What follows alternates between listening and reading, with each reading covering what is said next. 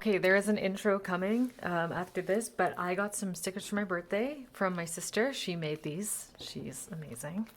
Um, and I ordered some stickers for my shop, and I'm gonna put them on my sketchbook. Let's do it together. I apologize for my nails. I try to do them for the sketchbook tour, but my nail polish isn't very good right now, even though it's Essie. And it is peeling and bubbling and not drying. So here you go. I love these. This cat right now is the background on my phone. My sister's a graphic designer, but she's like, to her very core, like me, an illustrator. She just wanted to make money, more money. Well, I mean, not all graphic designers make more money than illustrators, but usually if you go to a guidance counselor and say you want to be an illustrator, they will steer you towards graphic design. Okay, have a cake here. This is my favorite. This is the fox. This unfortunately came out really small, so I don't know how I'm gonna price them, but this is like my favorite. Maybe here. And then I have a Ujai Darth Vader. I'm gonna wait for Disney to come after me for that one.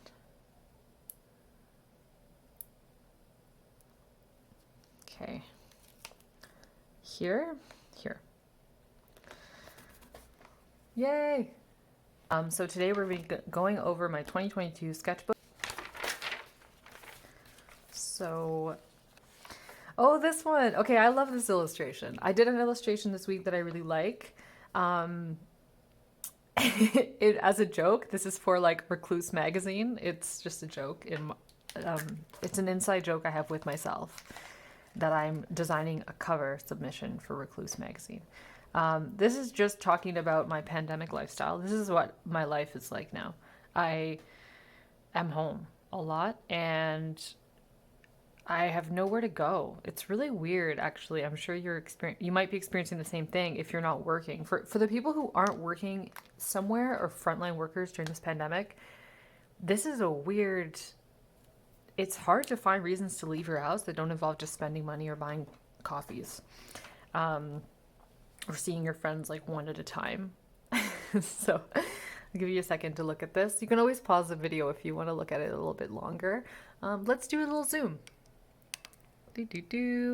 I love this. I love this illustration. I did it while watching Archive 81, which is a super psychological thriller series that I highly recommend. Whenever I do an illustration while watching a series, in my mind I look at the illustration, I kind of see the series and feel the series.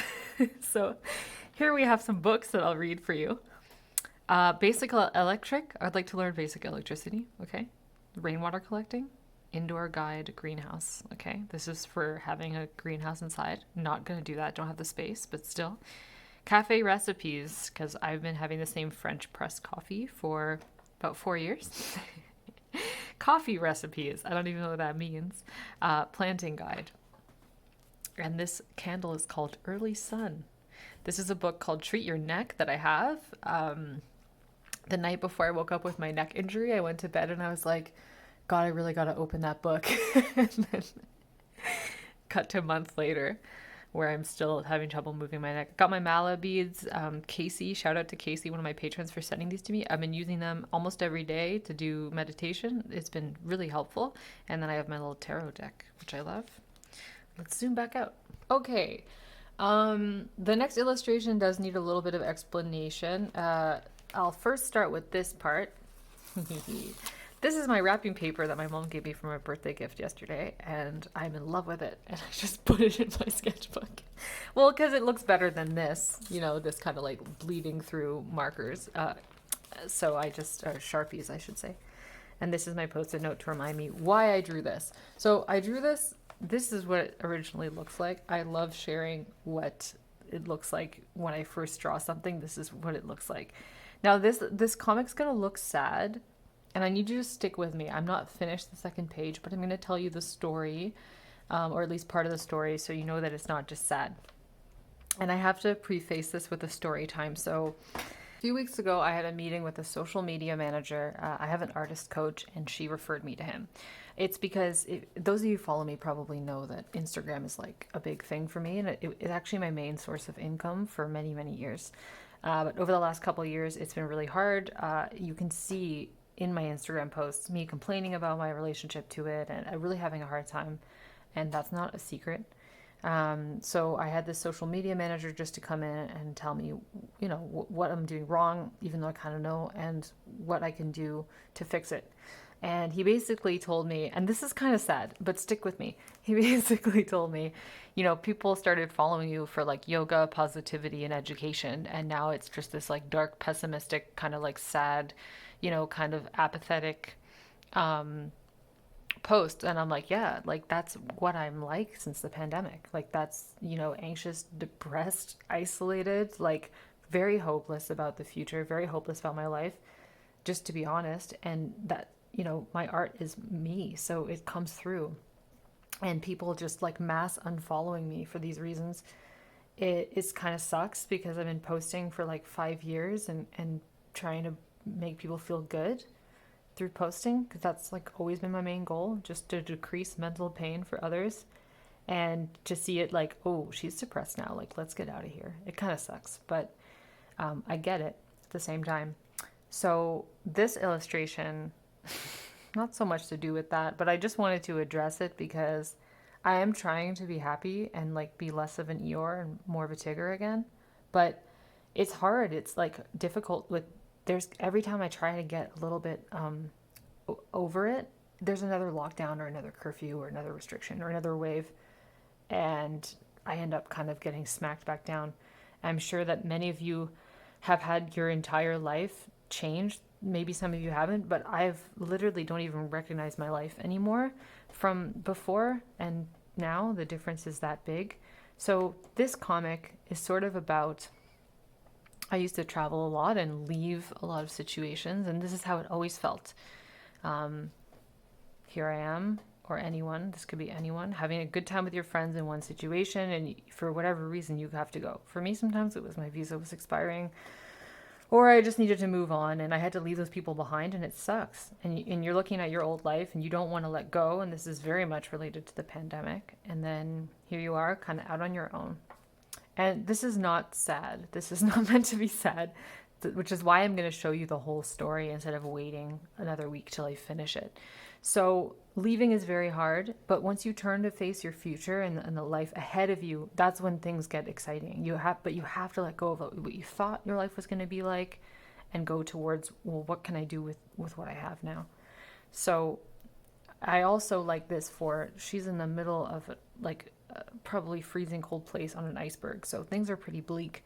I also believe that like sometimes when you have a problem and you can't see a solution will come out of nowhere. Like it might be a job opportunity or someone helping you that will change your circumstances. So yeah, a lot of heavy stuff for someone just floating on an iceberg, but here we are. So that's what's happening in this illustration. And then this is the part 2, which I'm not finished yet. And I might make this black, but I can't decide because I really hate how the coloring pencils came out. And I tried to blend them, but they didn't work. I think it's the paper doesn't blend well with coloring pencils. So things are bleak. You're on your own. Your old life is gone. You don't even know. I don't even know personally what I really want for my future at the moment. It's kind of hard to even know what I can ask for. So there's that kind of like floating.